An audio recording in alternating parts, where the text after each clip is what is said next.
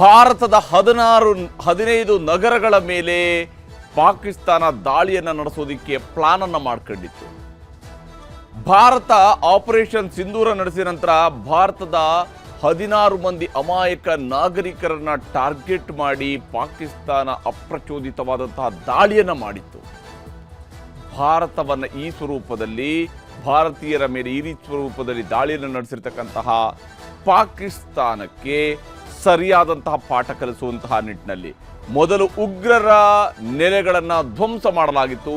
ಈಗ ಪಾಕಿಸ್ತಾನ ಉಗ್ರರ ನೆಲೆಗಳನ್ನು ಧ್ವಂಸ ಮಾಡೋದಕ್ಕಾಗಿ ಭಾರತದ ಮೇಲೆ ದಾಳಿ ಮಾಡಿದೆಯಲ್ಲ, ಈ ಕಾರಣಕ್ಕಾಗಿ ಪಾಕಿಸ್ತಾನದ ಸೇನೆಯ ನೆಲೆಗಳ ಮೇಲೂ ಕೂಡ, ಅದರ ಏರ್ ಡಿಫೆನ್ಸ್ ಸಿಸ್ಟಮ್ ಮೇಲೂ ಕೂಡ ದಾಳಿಯನ್ನು ಮಾಡಿ ಅದನ್ನು ಧ್ವಂಸಗೊಳಿಸುವಂತಹ ಕೆಲಸವನ್ನು ಭಾರತ ಮಾಡಿದೆ, ಭಾರತದ ಸೇನಾ ಪಡೆಗಳು ಮಾಡಿದ್ದಾವೆ. ರವಿನ ವಿವರವನ್ನು ನಿಮಗೆ ನೀಡುತ್ತಾ ಹೋಗ್ತೀನಿ.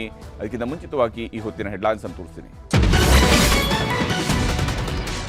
ಪಾಕ್ನಿಂದ ಭಾರತದ 15 ನಗರಗಳು ಟಾರ್ಗೆಟ್. ಪಾಕ್ ಮಿಸೈಲ್ಗಳನ್ನ ಛಿದ್ರ ಮಾಡಿದ ಭಾರತದ ಸುದರ್ಶನ ಚಕ್ರ.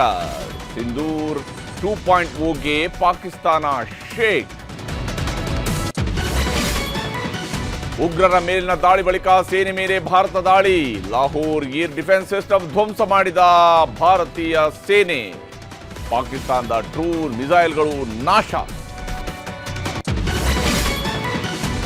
ಸೇನೆ ಮೇಲೆ ದಾಳಿ ಮಾಡಲಾಗದ ಪಾಕಿಸ್ತಾನ, ಗಡಿಯಲ್ಲಿ ನಾಗರಿಕರ ಮೇಲೆ ಅಪ್ರಚೋದಿತ ದಾಳಿ. 16 ಮಂದಿ ಅಮಾಯಕ ನಾಗರಿಕರ ದುರ್ಮರಣ. ಸರ್ವಪಕ್ಷ ಸಭೆಯಲ್ಲಿ ಭಾರತ ಸೇನೆ ದಾಳಿ ಬಗ್ಗೆ ಮಾಹಿತಿ. ಪಾಕ್ ದಾಳಿಯನ್ನು ವಿವರಿಸಿದ ಕೇಂದ್ರ ಸರ್ಕಾರ. ಆಪರೇಷನ್ ಸಿಂಧೂರ್ 2.0 ಬಗ್ಗೆಯೂ ಸ್ಪಷ್ಟನೆ. ಭಾರತದ ದಾಳಿಗೆ ತತ್ತರಿಸಿರುವ ಪಾಕ್ ಸೇನೆ. ರಾತ್ರಿ ವೇಳೆ ಲೈಟ್ ಆಫ್ ಮಾಡಿ ಮನೆ ಸೇರಿಕೊಳ್ಳಲು ಸೂಚನೆ. ಲಾಹೋರ್ ತೊರೆಯಲು ಅಮೆರಿಕ ಪ್ರಜೆಗಳಿಗೆ ಸಂದೇಶ.